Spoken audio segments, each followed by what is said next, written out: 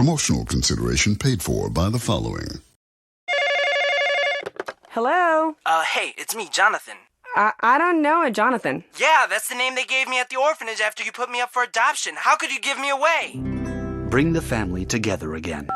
San Andreas Telephone for those difficult conversations. Shut up and sit down.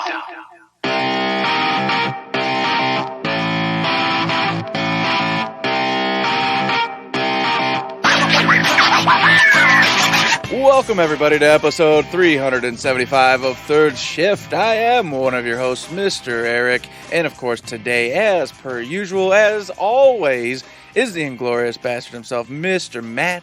He's joining me today for a fantastic episode. You guys, gals, who's, peeps, it's 375, okay? And we got all sorts of stuff to go. We've got the frickin' gaming awards, nominees we're talking about. We've got what you did this week. You got some other stuff happening. Nintendo did something or rather. Who knows? It's going to be fun. But before we get on to all that, man, as we do here, we got to know what Matt did this week. What happened, Matt? Real life, gaming life? I don't know. What happened? I am so glad. Because I thought I opened today, so when I hit go and I looked over and I saw Eric opens, I went, good.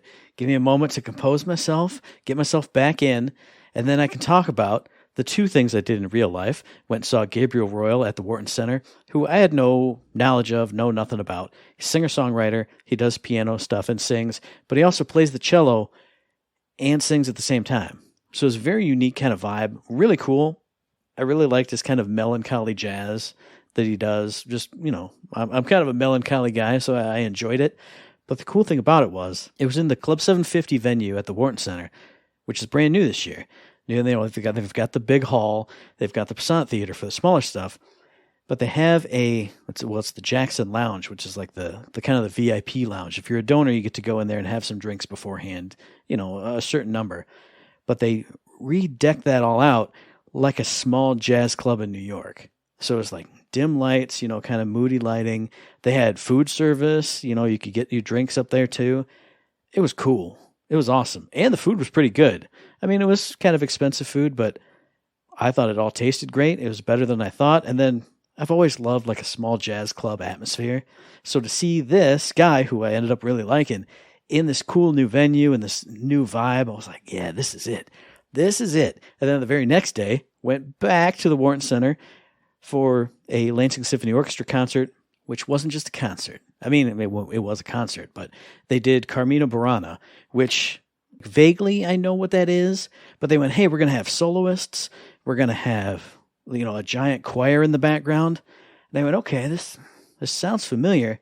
Let me look at the piece list. First and last is O Fortuna, which if anybody has ever heard any kind of epic musical scores or epic commercial music, you'll recognize this. And it was awesome. The whole symphony was busting it out. Like the choir was like 200 people almost, it seemed like. There was just a wall of humanity belting it out. I was amazed. I was so happy. And then the two soloists they had a lady and a dude. And because there was this giant choir in the back and the whole symphony up front, they were like on the very edge of the stage. So you're having this amazing experience. And then whatever you think of, you know, because it's kind of an opera, and then they have this powerful choir stuff going on in the back too. But to have those two basically like right in your lap singing this, you know, powerful opera style, it was incredible. It was, you know me, I love live performances, I love talented people, and they were like there, doing something I could not even hope to replicate even remotely. It was awesome. It was great. It was amazing. And speaking of amazing, on the video game front, Spider-Man 2. I won't spoil anything. I'll just say, during this last weekend stream, I got to the part where Venom happened. Venom was properly introduced. And it was the greatest moment of my entire life. You can hear it on the stream. You can hear it on the VOD. The glee in my voice, the delight that this thing that's happening is happening. And I won't even say why it's so good, but Jesus, it was great. I don't think that will happen again in the course of the story, but I didn't expect it. I thought, but with that cut from the show, so there's no spoilers. Another amazing thing I've been playing Like a Dragon Gaiden, The Man Who Erased His Name. And I gotta say this. Sub-stories, amazing.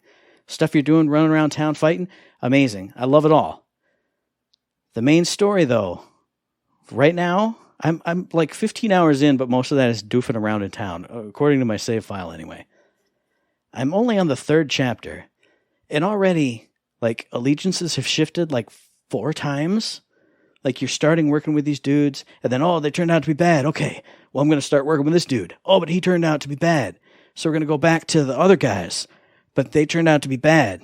So now we're kind of working with this guy and the other guys also at the same time. Now there's a partnership because we're going to go try and do another thing. And I'm like, this is like a whole game's worth of twists in the first 2 chapters. And it's like, I don't know if they like took the whole story they wanted to do, but it's going to be a small game. So squeeze and squash. Well, it was supposed to be a DLC for Yakuza Like a Dragon. So it seems like it should be the right size exactly. anyway. Mm-hmm. But I don't know. It's still a lot of fun, especially when I'm doing this. The sub-stories are still hilarious. Like the people you meet and the stuff you do, it's great. And I love it. So the meat of what I love the most about the Yakuza games, it's still here. But when I go into that super serious mode, I'm like, geez, it feels like it's too much, it's too fast, and it's too super dark. Like, Kiryu's like, okay, you can kill me, as a result of all these twists, like 3 times already. I'm like, dude, no, just punch everybody. Throw everybody through all the walls, pick up a motorcycle and smash everybody. And I don't know. It's weird. I'm feeling weird right now. But what I'm not feeling weird about, okay, last week on wrestling Twitter, there was a rumor that All Elite Wrestling was signed up with Sega to do some kind of match tie-in. And they've done stuff before, like with the Texas Chainsaw Massacre match. They had a Texas Chainsaw Death match, and it was really hokey, but, a lot of fun. And I thought last week about mentioning it on the show, saying, oh man, I love AEW, and I love Sega. Who knows what this could be? Because there was nothing that came out about it. Wednesday, after we recorded the podcast, after I edited it and put it up, I saw a trailer for the Like a Dragon Gaiden street fight. And I put it on our Twitter account. This is the greatest thing I've ever seen in my whole life. And I put that it was me posting it, obviously. And they had it last night. And like the lower third graphics were all in the Yakuza fonts. People were dressed up like characters from the game. And then shit was just crazy. It was perfect. Kota Ibushi took a brainbuster on a bicycle. And after he had already ridden the bicycle down the ramp and was hitting people with a pipe and got clotheslined off it and landed straight on his neck, it was wild. It was crazy. Like the whole Elite D backdrop of the entranceway, it was a scene from Sotenbori. So you saw people coming and going and had all the Yakuza stuff. They had signs that you would see in the game, on the street, propped up and using them as weapons and all this stuff. It was magical. It was the greatest moment of my whole life. I was sitting here with my nice headphones on, watching it, just shouting with glee. I probably sounded like an idiot to my neighbors, but I was over the moon. And that was just yesterday as we're recording this. So a wonderful week. Real life stuff, video game stuff, and my 2 favorite companies, Ryuga Gotoku Studios and All Elite Wrestling, crossing over to make a wild and outlandish and amazing spectacle. It was a great week for me. Eric, how was your week? Oh, man. Well, let me tell you, on the real life front, might be dying. Who knows? Can't say. All right. I think I got some bronchitis coming on. I got some other problems happening. Oh, boy, howdy. I'll tell you what. I can't even talk long without dying. I'm dying. All right. For this show, you have bronchitis. This is the worst thing. I got bronchitis. So, anywho, we won't talk about that. We'll talk about the fun stuff, though. We went to Ohio this last weekend. I told you all about it. Damn it. We went to the Torg Gaming Festival down in Ohio, the biggest gaming convention down there. And, we bought the VIP tickets, the whole 9, had access to the whole weekend. We didn't get to do all that because, we're only there for literally one day. But we got in, door prizes galore, all sorts of things happening. We had 1 million raffle tickets for these door prizes. Chad and my sister won the Switch OLED. Nice. We won nothing. And that should be expected. We don't win things. Eric doesn't have luck. That's not the way the world works. You are 100% correct, but I was secretly hoping that, your arms are mostly out of frame usually when you're talking. I was secretly hoping you'd like do a slow turn away from the microphone and then lift up and there'd be the Jag, and the Jag CD, or at least the PSP would come floating up. They had a sealed Game Gear too, man. A sealed Game Gear. And I was so banking on that one, man. Because I got a Game Gear. I got one. So it's literally in my curio, but it's missing its backs. The one side's got a corrosion on it, so I don't even know if it's going to work anymore. Probably not unless I fix that or figure that out. But anywho, as it used to work, I don't know how it got corrosion on it. Anywho, man, that would have been a banger right there. I was so excited, hoped to goodness to win, but didn't. Anywho's, so we're in there.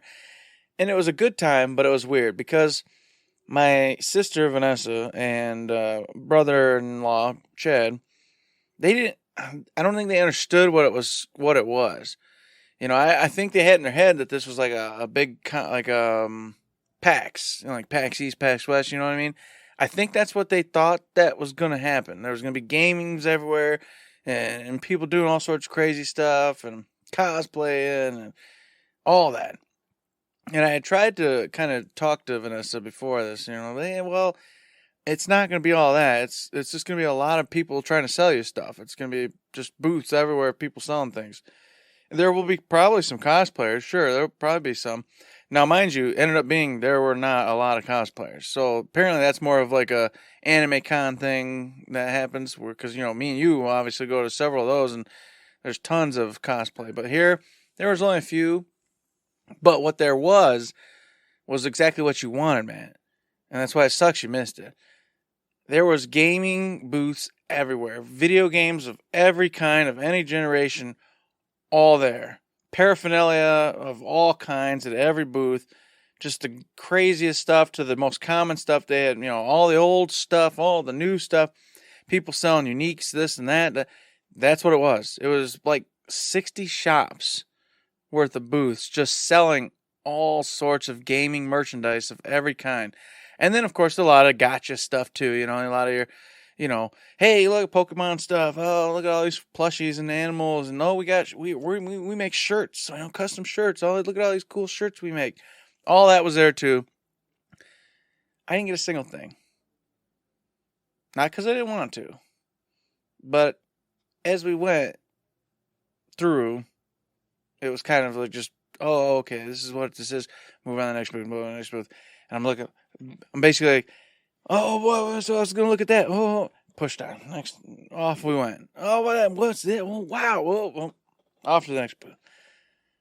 So, unfortunately, saw a lot of cool shit, but didn't get to get anything. I say that, but I did get one thing. The little, they're called, what are they, capsule machines, I was sitting there with my wife and Vanessa, and I was like, oh, I at least I gotta do this. I had a Persona one with the Persona monsters and stuff and whatnot. I gotta do it. So I got $2-3. I'm sure that'll get me a token to put in there. No, $7. Ended up getting a little tiny Jack Frost figurine who's not even sitting where he's supposed to be. He's actually gone now. So one of my daughters must have stole him. But I do have it. And I was kind of miffed because, I'm like, oh, it's probably some cheap plastic piece of crap. Because in America, that's what we have. You go to those little things, it's cheap. Yeah. I was pleasantly surprised. It's very solid. It's very weighty. It's very meaty. Very well, done. So at least for that $7, I did get a very nice little tiny Jack Frost posing in his little running position. And then, of course, in natural Eric luck, my sister goes, well, I bought, we bought two because it was like way cheaper. It was like $2 cheaper. It was 2 for $10 or 1 for $7. So we said 2 for $10. She goes, well, I don't really care about this. So I'll just get another one of these and give it to you. Ended up being the same exact Jack Frost. So I was like, well, you might as well keep it. I already have it. At least put it on, her kid's handstand or something, So it was cool. It was a lot of fun. And it got packed. Oh, my God. It got packed. I don't know why, man. But I was like, it probably won't be as crazy as like Umicon or anything like that. It'll probably be just, it was busier than Umicon. But you couldn't even move. And towards the end, half of the booths that we hadn't gone through before the big raffles and everything where we congregated and did all that, couldn't even really do anything because there's so many people. You had to like fight your way in just to see anything. And I'm like, like I said, I have real life problems happening. So I'm like, I don't even have the mindset at this point to get in here and like try to see what these people are selling at their particular booth. So like the whole last little section, 2 sections, I didn't even really see anything except for what I could see just by looking as I walked by. But that's good for them. I love it when I see businesses coming in and trying to sell their wares and do their thing, and they actually have people, buying and interested, and nothing's worse than just seeing a poor booth and nobody's there, nobody's buying anything, and they're just sitting there looking at you. Hopefully, that it always makes me feel anxious and weird, and I don't like it. So it's great when it's just packed and there's humans everywhere and stuff's happening. You're like, good for you. You're gonna sell something. You're not gonna be sad. And then of course the last bit about that, it was particularly great because we were getting ready for the booth, the big raffle or whatever, and one of the vendors was standing by us. I don't know who he was, obviously, but he's like, "Oh my God!" Some guy walked up and he goes, "Dude, you won't believe it. This dude just like bought us out at our booth. Just bought us out. Just bought us out." And he was like, they started freaking out. They were so happy, and I was like, "That's awesome. Yeah, good for you guys. You came here and you actually scored. You won big. High fives to you. Good stuff." And there was this one guy, he had this cool wooden thing. I didn't want to buy it because it's something I could make myself, but he had a really cool wooden thing, and he had the Zelda potions, man. The Zelda potions, the life potions and mana potions, and then he had another fairy potion where he had done up the cool thing. The fairy was hanging inside of it and everything. Looked really good, really cool. So it was fun. It was good stuff, good times.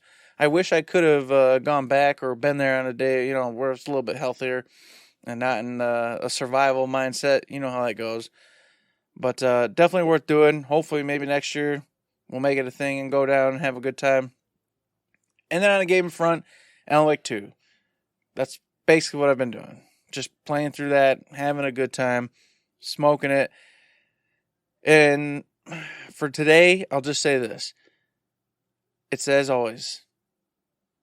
Everyone's like, oh, it takes 15, 20 hours to beat. I'm like 26 hours in. And I'm not even I'm a little over halfway through. What do these people do? I just don't get it. What are these people doing? I don't understand. It's not like I'm even just sitting there like an idiot looking through every single nook and cranny, but I am exploring, making sure I read the logs, do the things. It's just wild. It's wild to me that this happens every time, all the time. I shouldn't be shocked, but I just am. Every time I'm always shocked that, about 16 hours. And I'm like 26 hours. What did you do to beat this game in 15? How? It's impossible. And I'll be with you on that because I just talked about how in Like a Dragon, I've been 10, 15 hours in. Oh, in about 12, you have the whole story finished. You only do more if you're like a completionist. I'm not even just running through the city aimlessly, fighting bad guys like I normally do. I go and I get all the side missions, and I go zip, zip, zip, zip, zip, zip, zip. Oh, it's a multi-part one. Bing, bing, bing, bing, bing, bing, bing. And then I go back. I'm not wasting time. I'm not goofing around with every activity. But I'm only on chapter 3 out of God only knows how many. So same boat. Yeah. Exact same boat here. It is just wild. But the game itself, fantastic. I can't wait to talk about it more and in depth. But I'll wait for that because I feel like I'm starting to get into the later stuff. And I'll have a lot to say, plus, negative, whatever it ends up being at that point. So for today, just saying, that's what I've been up to. That's what I've been playing. I did download the Like a Dragon, the newest Like a Dragon, because it was, as you said, free on Game Pass if you have it. And I played that for 10, 15 minutes just because it ties in with, Infinite Wealth. And I'm like, man, maybe I should give it a shot. But there's so many games, and Persona Tactica just came out. So that's literally right there ready for me to go with.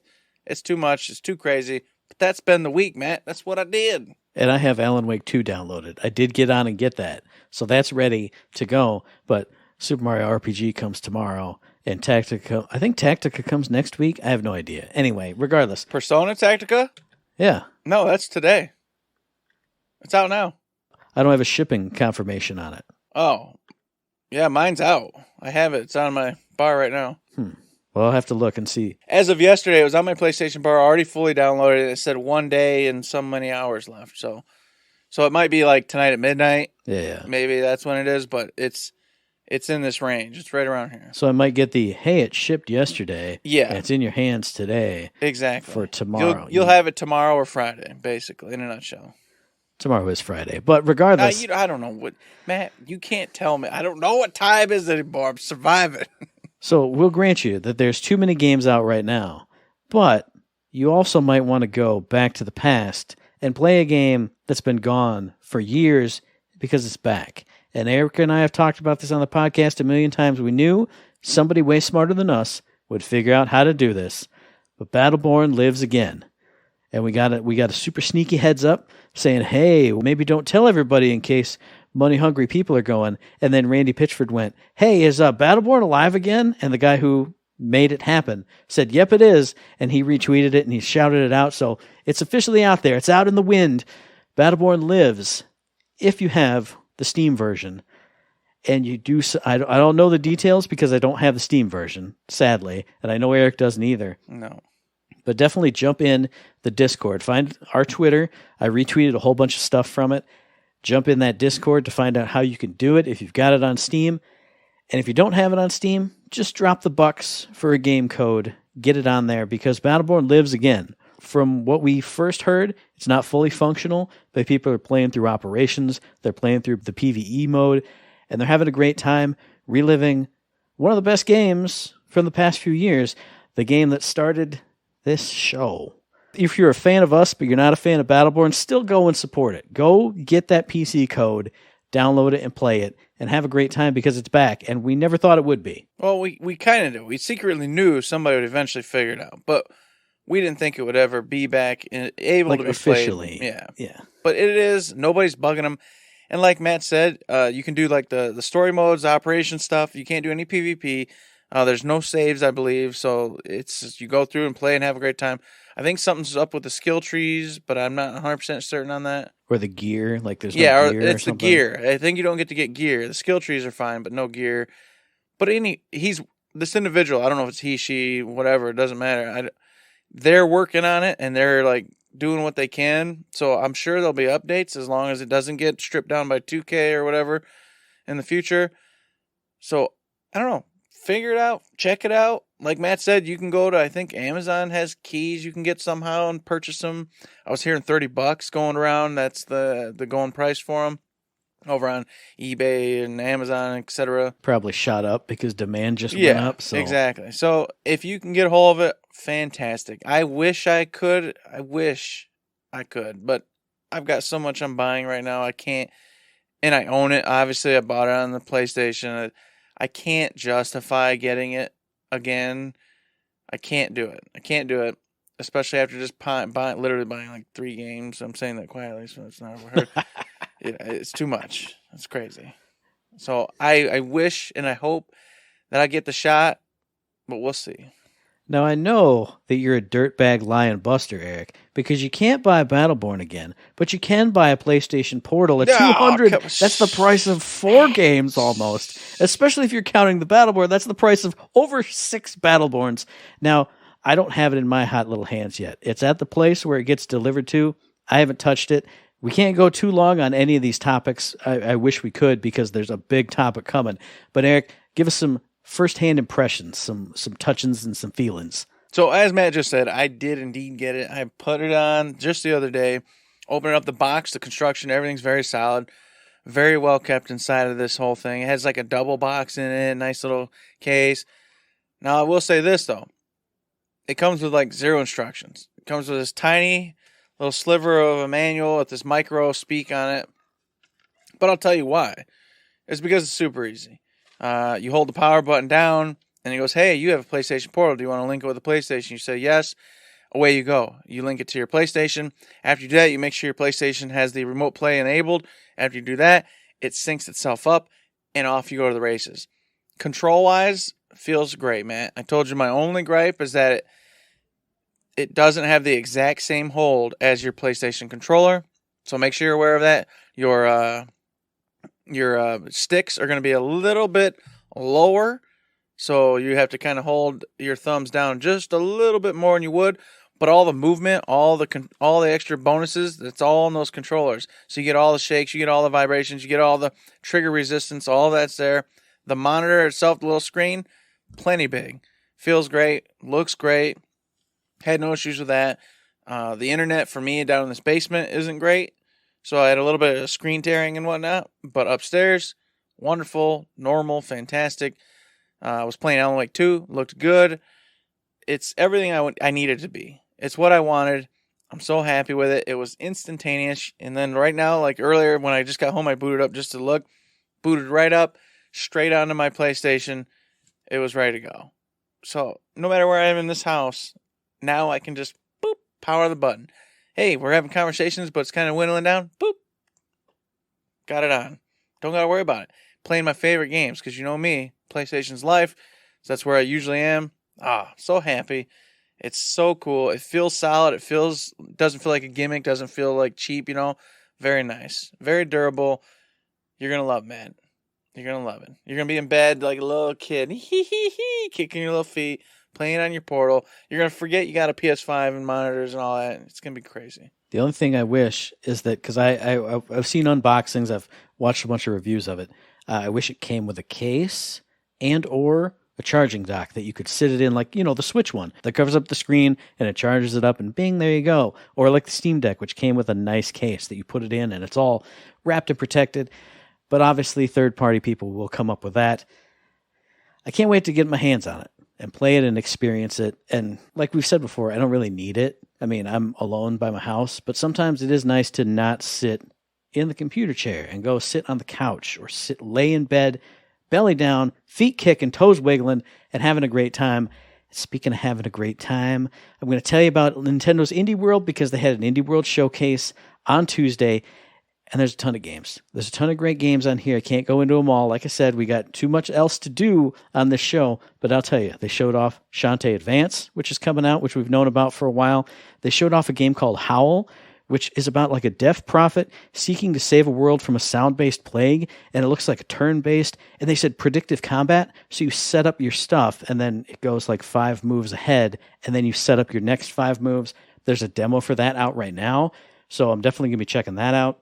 A game that's been on my Steam wish list for a long time, Backpack Hero. You play as a little pack rat. He's got a big old backpack, and the order in which you put things and organize things in your backpack allows you to do specialty skills, specialty spells to go through a roguelike dungeon and come back out and upgrade your stuff here too.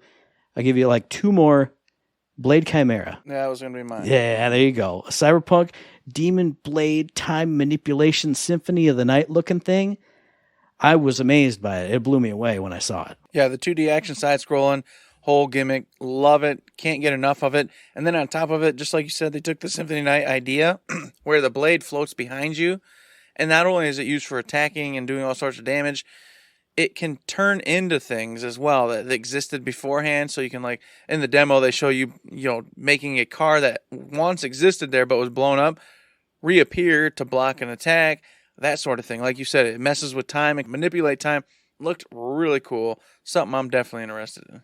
And another one, The Star Named Eos. This was a narrative puzzle game, but it was all about photography and memory. Looking at pictures of things that existed and then going back into that moment and reliving the memory and looking around in that scene. Very, very cool. 2 more that got my interest. One was called Urban Myth Dissolution Center. It was in the very end, like little quick hits of everything. Graphical style on that. Mwah, chef's kiss, pixel art, beautiful amazingness. And then they announced Braid Anniversary Edition. I don't know that it got a release date or anything like that, but Braid was one of those Xbox 360, Xbox Live Arcade games that was, I don't want to say like the first thing that people were like, oh, video games can be art. But this was one of those very artsy, very mwah, very amazing, and then time manipulatory games that everybody loved when they played it. If you haven't played it, you need to play it. It's one of those games. So to get it again on a modern console, amazing. Great. Indeed. It was a lot of fun. A lot of cool stuff there. I was actually very impressed with the showcase overall. But realistically, I probably won't play most of those titles just because that's not my bag. But a good showing.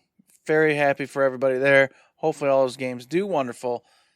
But, well, we won't know, man. We won't know for another year. But we do know this year what games were wonderful, what games did do well, and a lot of games that did do well that just still didn't show up. So that's just the nature of the beast. It sucks. Maybe we'll talk about it here in a minute.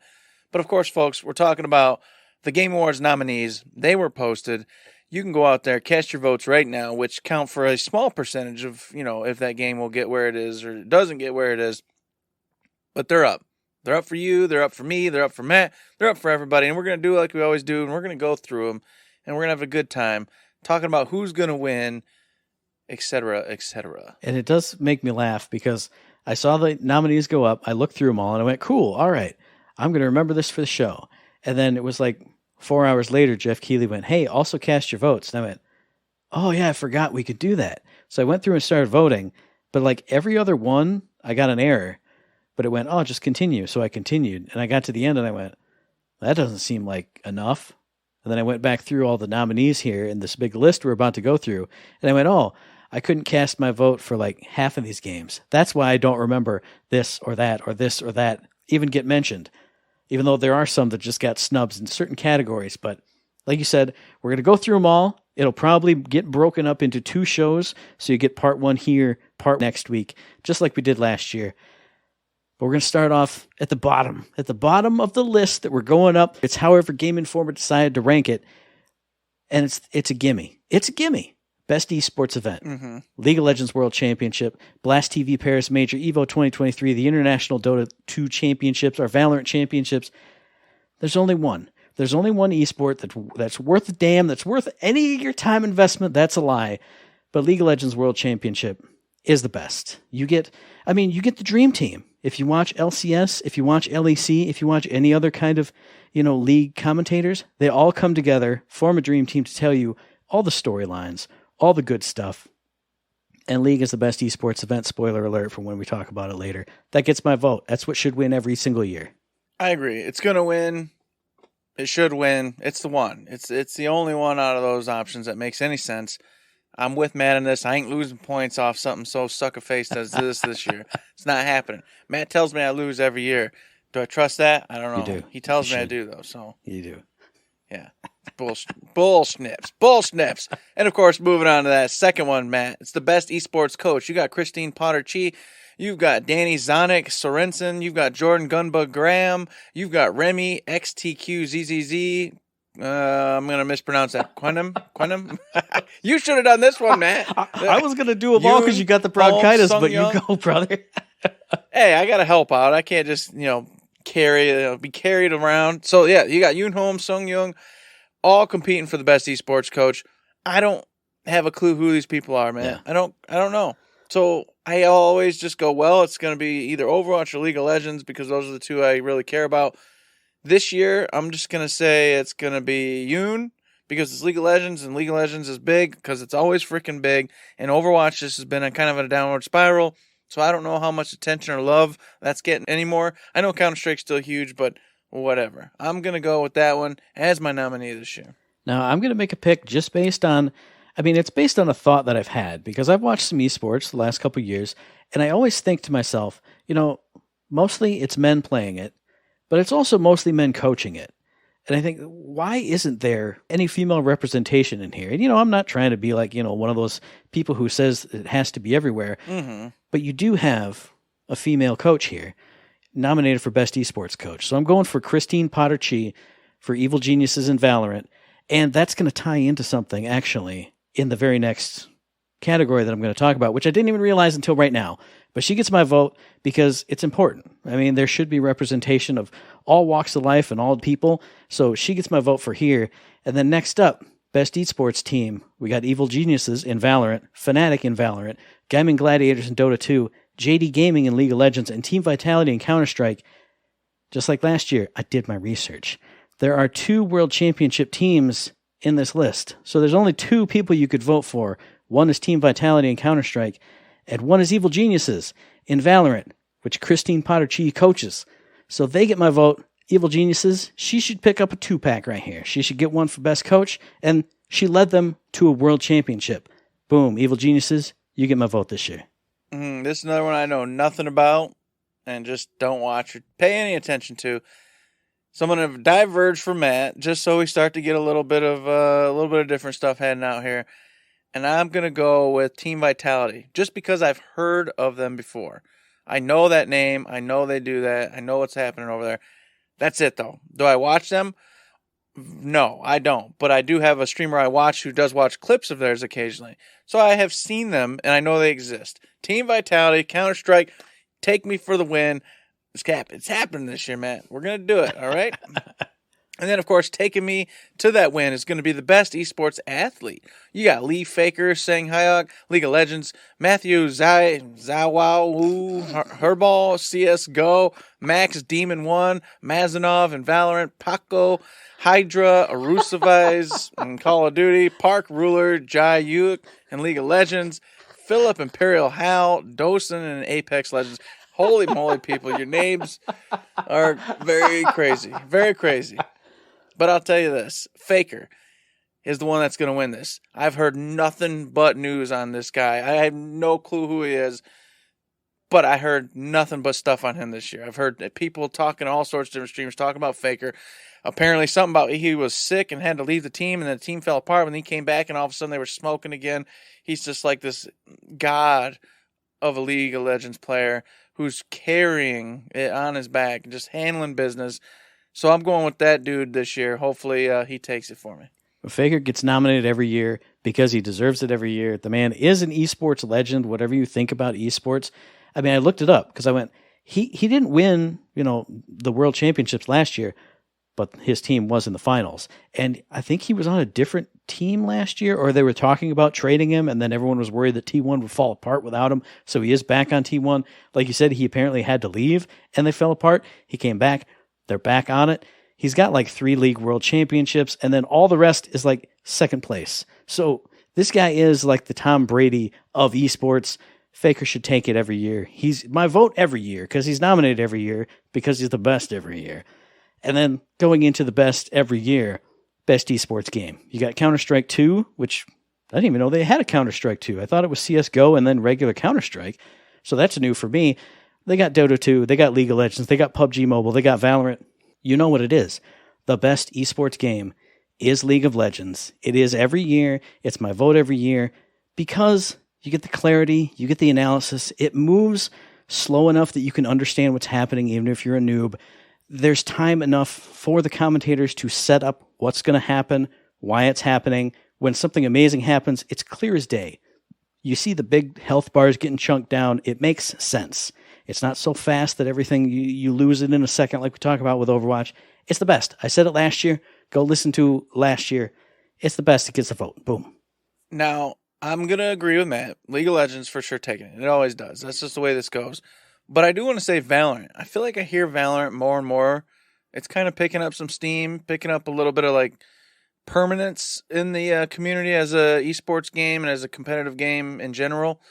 Counter-Strike 2 I did know existed, but I don't think people are as hot on that as they are on the old school Counter-Strike. That's, it's a whole nother argument and talk for another day. But of those, I think it's still going to be League of Legends. It is just the gangbuster game. So it's for sure taking it. I agree with you. Can't diverge from there. Now, this one I know you know everybody, man. You got to know these people, right? Content Creator of the Year. It's Doc Funky, People Make Games, Quackity, Spreen, Cypher PK, and Iron Mouse. They're all competing this year. Who's going to take it? Oh, I don't know. I'm going to definitely not go for Doc Funky. Definitely not. Just because I can't let his head get too big. I can't do it. Ooh. And I just like, I just like Quackity.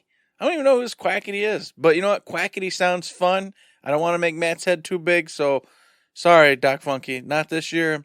Maybe next year, though. Maybe next year. I got to tell you, as always, Eric is inflating my ego a little bit by reading off my name, but I was snubbed yet again by the Game Awards. I know. It's a shame and it's disgusting because I am the Content Creator of the Year. I do this show every week. I do SMTs. I do What You Playins. I do streams on Twitch. I'm the best. I'm the best in the world. I'm the greatest. But I will say, you mentioned Quackity. That's the only name on here I know. And I know he is some kind of Minecraft YouTuber, I believe, but I've heard his name before. And 90% of the people on here every single year, I don't know who they are. So he gets my vote just because I've heard of Quackity. I've seen people in YouTube comments talk about how cool Quackity is. I've seen him on Instagram going, oh man, Quacks. I see him trending on Twitter sometimes. So Quackity gets the vote just because I have any clue who that man is.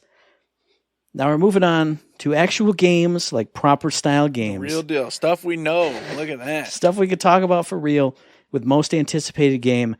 And I'm torn on this one because the nominees are Final Fantasy VII Rebirth, Hades 2, Like a Dragon Infinite Wealth, Star Wars Outlaws, and Tekken 8. There's only one game on here that I'm not excited for, and that's Tekken 8, even though I want to be excited because I want to play Tekken. Everything else, I'm hyped for.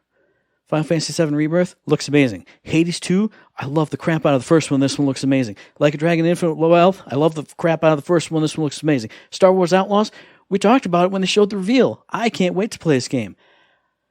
I have no idea what one to pick. Absolutely no idea. I'm going to say Like a Dragon Infinite Wealth, because for a Yakuza or Like a Dragon game to be on this list, I think is really cool, because it's been out in the ether and people have known about it, but it hasn't been like mainstream until like very recently.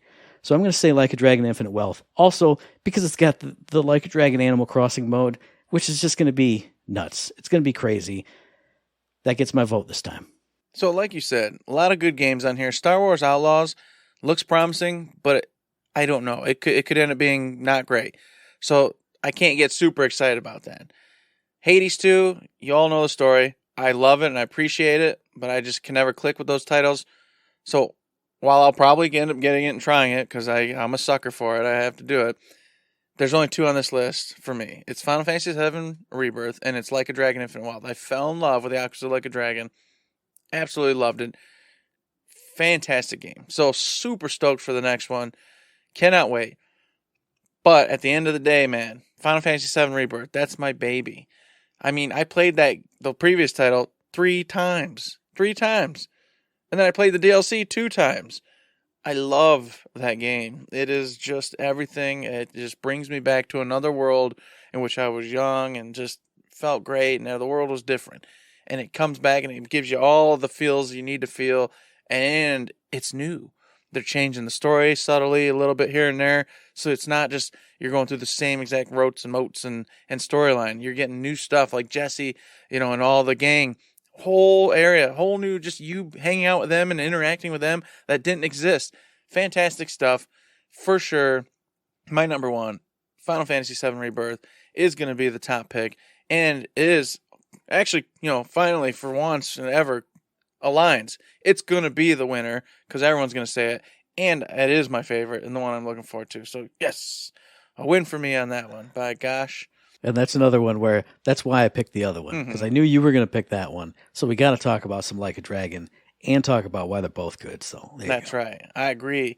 Now we're moving on to the best adaptation, Matt. And I don't know if you've watched many of these, but you got Castlevania Nocturne on there. You got Gran Turismo, The Last of Us, Super Mario Brothers the movie, and Twisted Metal as the best adaptations this year. What you got? Do you know anything about these? Have you watched any of them, Matt? Now, I should have watched most of these. I should have seen Castlevania, because it's just on Netflix. I should have seen Gran Turismo, because Mom went to watch it in the theater, but that was when I was in kind of a funk for theaters. Last of Us, hit or miss for me. I don't have Max, so I couldn't watch that. Should have watched Twisted Metal, because I got Peacock, and I was excited for it to support Samoa Joe. Never did. But Super Mario Brothers, the movie. It may not be like the best adaptation, like shot for shot and beat for beat, but this is a movie made for and obviously by die-hard Super Mario Brothers fans. I told you this, I told you, the listeners, this after I went and watched it. Literally every single thing in that movie is a reference to something. You see anything in the background of any of those shots, it's a reference to something. The musical cues, little sound effects here and there, things that don't even matter.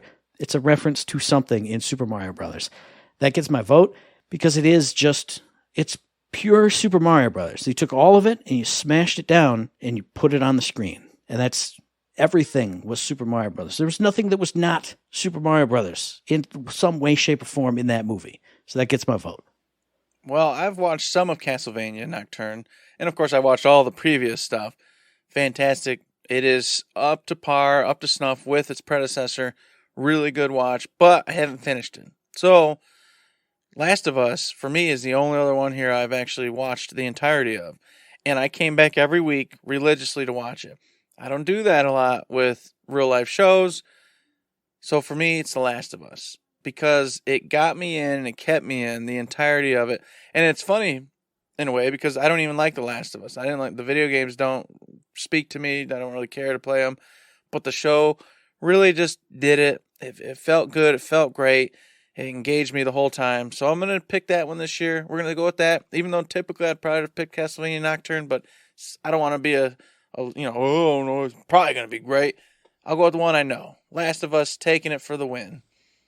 Now, next up, we got Best Multiplayer presented by Discord. Thank you, Discord, the program we're using to record this podcast. Not record, but you know what I'm talking about. But the nominees, Baldur's Gate 3, which doesn't seem like a multiplayer game to me, even though you can't do it in co-op. That's correct. Diablo 4, Party Animals, which I don't know anything about. Sorry, no commentary here. Just got to read the things. Street Fighter 6 and Super Mario Bros. Wonder. There's only one game here that I've played, so it's the one that's going to get my vote. Because Street Fighter 6, if you're serious about Street Fighter, it is just a multiplayer game. You jump on online, you jump on ranked, you lose your mind, you break your controller, and then you come back again half a second later to do it all over again. Do I think it's probably the best multiplayer game? No, but it's the only one I've played, so it's the only one that gets my vote. I don't know. I don't know. Go ahead and make your picks, Eric, and I'm gonna stew on mine a little bit. Poor Matt just stewing on his pick. I don't know. For me, it's easy. Baldur's Gate 3, get out of here. You're a single player game. Yes, I know technically you can have others. Get out of here. Stop it. Stop it, Baldur's Gate. You're going to get your accolades in so many other spots. You get your dirty little paws out of here and go on home. Party Animals, I know about it. Not for me, though. Street Fighter 6, fantastic, great. It's definitely Diablo 4. Let's just cut to the chase. Diablo 4 is going to be the winner. It's my pick. I've played God knows how many hours of that game. So much fun. Can't wait to play it again. I got my siblings already rocking out. They're already max level, which is actually kind of a deterrent. It's making me sad because they already did all the things. But even when I'm on there by myself, it's just that game. You just go into, put on some shows, do whatever, and you're just killing monsters. And then you get that dopamine hit every time a boom, legendary or unique appears. And oh, yay. And then if your friends do come on or relatives, boop, hey, what you doing? Oh, I'm just farming this. I'll just join you. All of a sudden you're just chit-chatting, doing dungeons. Talking about the day, talking about the week, doesn't matter. Perfect game, perfect multiplayer game. Taking it, hands down. That was one of the ones I was stewing on. So I'll go the other way because I love Street Fighter 6. I want that to be the pick, but it's going to get a nod in the fighting game category. So I'm going to take a weird side spin and say Super Mario Bros. Wonder because you can play that with your wife and kids. You can play it with the kids. You can play it essentially with your friends without actually being there. You can set up the totems and the whatevers they call them and all those things. So I'm gonna just take a weird pot shot off into left field and say Super Mario Wonder gets my vote for that one. Fantastic. Only time will tell, Matt. Yes. Now we got another one that don't speak to me. Don't speak to me. Doesn't speak to me. It's Best Sports Racing. You got EA Sports FC24, F1 23. Forza Motorsport, Hot Wheels Unleashed 2, Turbocharged, and the Crew Motorfest. And I'm going to tell you right now, it's an easy one. Hot Wheels Unleashed 2, Turbocharged. It's the only one I would play on that list if you were like, Eric, you got to play one of these games. Which one are you going to play? It's Hot Wheels Unleashed 2, Turbocharged. And it isn't just a dumb giveaway either because I do hear nothing but great things about it. It's not going to win, I know that. But I hear a lot of good news about it. So at least if I lose, it'll be a good second place loss. I'm down for it. I don't really know. I can't speak to it. I just don't play these types of games. What do you got, man? I'm in the exact same boat as you, but I feel like some of the nominees here, like Forza Motorsport and Hot Wheels Unleashed 2, I heard so much more discourse about the previous iterations of it, because I think the previous Forza was Forza Horizon 5, which is still sold in bundles with your Xboxes, and that's still the showcase that everybody loves. And same thing with Hot Wheels 1. That was like the gangbuster. Nobody could even believe that this was here. It did a crossover with Forza Horizon 5. And then the second one came out, and I heard people go, sweet, it's real good. Yeah. And then the buzz just went, gone. Like the floor dropped out. So I have no idea about any of these because I don't hear anybody talk about any of them, but I'm going to go same boat as you. The one that I would play and have the most fun with, it's probably Hot Wheels Unleashed 2. It gets my vote. It should win. Next up, Best Sim/Strategy Game. Advance Wars 1 and 2 Reboot Camp, City Skyline 2, Company Heroes 3, Fire Emblem Engage, and Pikmin 4. I've played only one of these games, but it doesn't get my vote. Well, I mean, I have played these two games. The game that gets my vote is Advance Wars 1 and 2 Reboot Camp. I haven't played the new ones, but I have played the old ones, and they were fantastic and amazing, and they were pure sim/strategy. I don't play city builders. I don't play company heroes. Fire Emblem Engage, I wanted to love, but I made it too easy, and then I really didn't like it. And Fire Emblem Diehards, don't even like it that much because of all the weird systems. And Pikmin 4 is not a sim/strategy game. Why is that here? Advance Wars 1 and 2 Reboot Camp gets my vote. I agree with you on the Pikmin issue. However, I'm giving it to Pikmin 4 just because it's not going to be in too many more places around here. And I think this is where it's going to get its shine, because there's a lot of people in the background who want to give props to Pikmin 4 because apparently it was a wonderful game, fantastic, best in the series so far. It's not my genre, it's not my jam, but the people who do love it talk about it being amazing all the time. So I'm going to give it its shine right here because I think that's where everybody else is going to try to give it its shine. Oh, there, horsey. We got to stop here for this week because otherwise it would be a 2-hour show. Literally, as we're recording this, I'm seeing it's getting up to 2 hours because we're just recording this at the end. But here's where we stop for this week. So let us know what you think of our current picks, our current nominations, and then stick around for next week to hear the rest of them. And you can send any of those picks or thoughts or ideas or anticipations to us via the email thirdshiftme@gmail.com, on the Twitter machine @ThirdShiftME. Find us on Facebook under Third Shift. Hit the Discord, the Patreon, the stream. Hit me up with the stream. Knock on my door, and I won't answer. But you can shout your recommendations to me through the closed door. While you're shouting your recommendations through that closed door and trying to get Matt's attention, also head over to Patreon. You know what? Throw $1, $2, $3, all kind of bucks our way. It's a little old tip jar. Just if you think we're doing a good job, we appreciate it. Keeps the lights on, keeps the bills paid, keeps everything rocking and rolling. So we'll be here forever and ever and ever and ever and ever and ever. And since we will be here forever, you can guaranteed listen to the very next episode on or around the 23rd of November for American Thanksgiving. I know we got like a Canadian listener out there, so not your Thanksgiving, but our Thanksgiving. Our Thanksgiving. When you're sick and tired of your family, you can go to iTunes, Stitcher, Podbean, Spotify, YouTube. You can go anywhere and find us and just put in your noise-canceling earbuds as you're sitting at the table eating your second helping. And they're going, Timmy, tell us about you. And you just be like, no, I'm listening to Third Shift. They're making their picks for the second half of the Game of the Year awards. Oh, boy, what are they doing? And as I always say, hey, if you like what we're doing, you'd like to help us out, please give us a like, a rating, a review, a comment, a subscription, any kind of good thing on any one of those good services, because it does help us out, and we really do appreciate it. Indeed we do. And while you're appreciating that, we appreciate those 5-star reviews on the iTunes and the old Spotify. So get over there. It's the time of giving. It's Christmas and Thanksgiving time. So give us those 5-star reviews, folks. Come on. You can do it while you got a big old chunk of that turkey in your mouth. You know what I'm saying? Help us out. Help us help you. And with that, there's nothing else to say but don't forget to say.